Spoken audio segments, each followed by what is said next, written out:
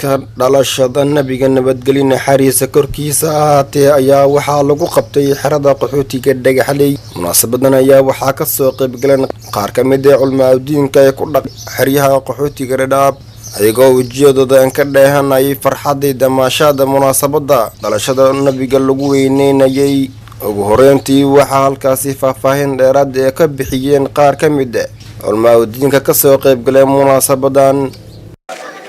أعوذ بالله من الشيطان الرجيم بسم الله الرحمن الرحيم الحمد لله الثناء لله الصلاة والسلام على أشرف المرسلين سيدنا محمد وعلى آله وصحبه أجمعين. ما أنت خميس أفر يطبنكي بشي سدحات هجرتنا أي تهي كن أفر بقول يا أفرتنكي taasoo waafaqsan 22kii bishii 11aad 2018 waxaanu joognaa mowdaciyaalka dhagaxley ka mid ah kaasoo ah mawlici Sheekh Yuusuf Maxamed Xasan annagoo iskugu nimid ixtifaalkii rasuulka calayhi salaatu wassalaam taasoo ka soo qayb galay ashraaf farabadan ahlu bayt rasuulillah iyo ahbaab aan la koobi karin. halkan marka hadii alla yiraahdo waxaan u baahanahay alxamdulillah walaalayaal ilaahay ayaa mahad iskale subhanahu wa ta'ala annagoo aan isugu imaanay halkan xalfadii ama xuskii weynaa ama sanad guurihii weynaa ee xaybkeena Maxamed calayhi salaatu wasalaam annagoo dhigayna weeyaan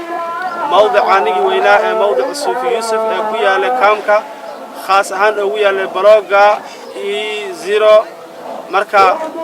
ضمان أحباب تهلكن السوق معدن نبي حلفدي سي وينين تيسا وي وذا محدسيهن إن شاء الله تعالى وحآد رضي الله عنه مركا نبي قال إنا وينين واحد واجب أنا قصارا وايو صحابتي يدك أنا خير بدنا نبي قال لجوا يا سيرت وينيي وأذكرنا يسوع markii nabiga kaleey salaatu wasalaam duulaan ay saxaabada u baxeen oo saxaabo fara badan la soo laayay oo ilaahay kuma qaatay gabar yaani zoojkeedii iyo ninkeedii iyo walaalkeedii aabaheeda la dilay ayaa nabiga weynaysay kaleey salaatu wasalaam oo liidahay dadkii oo dhan way dhamaadeen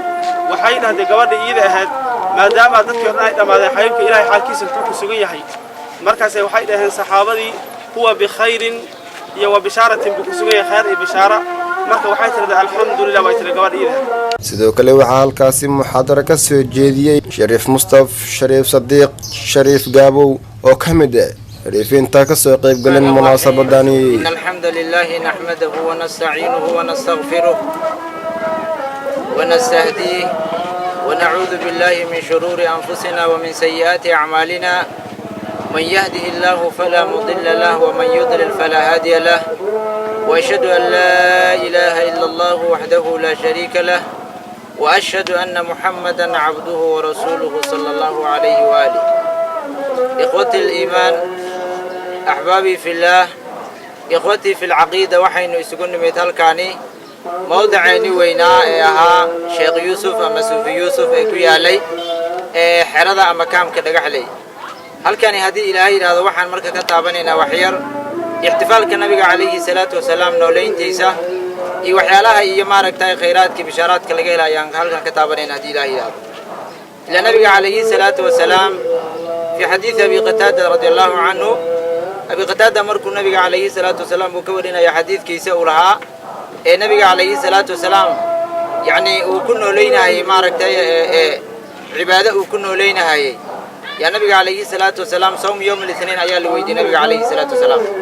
مركز حبيبك وحكي جوابي وكعلي وحيري فيه ولدت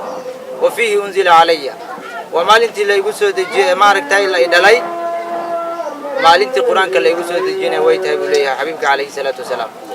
سيدا أوكد سيدا سدرت مركز أنك هدانا شعبك أهل السنة والجماعة وحن آدي مارك تاي رين يوم مارك تاي بشارين كسر وينينا للشذي حبيبك عليه الصلاة والسلام محل قادنا يا مركز حبيبك عليه الصلاة والسلام نول مارك تاي maalintaasi ay ku beegantahay Rabiicul Awwal ama bishaasi gudaheeda lagu dhex jiro nooleynta lagu nooleynayo maaragtay cibaado fara badan iyo maaragtay xabiibka calayhi salaatu wasalaam shiiradiisa iyo shamaaishiisa ka sheekeynteeda markaan soo qaadana a'imadii islaamka ka mid imaamna xajar alcasqalaani saaxibu fatxul baari amiiru lmu'miniina fi lxadiid xaafidkaasi weyn baa wuxuu leeyahay la yidhaahdo ibnu xajar alcasqalaani wuxuu leeyahay xaafidkaasi marka raxima allahu imra'an ittakhada layaaliya mawlidihi acyaada liyakuna ashadda cillatin liman kana fii qalbi mardun buu leeyahay imaamku allah u naxariistuu leeyahay imaamku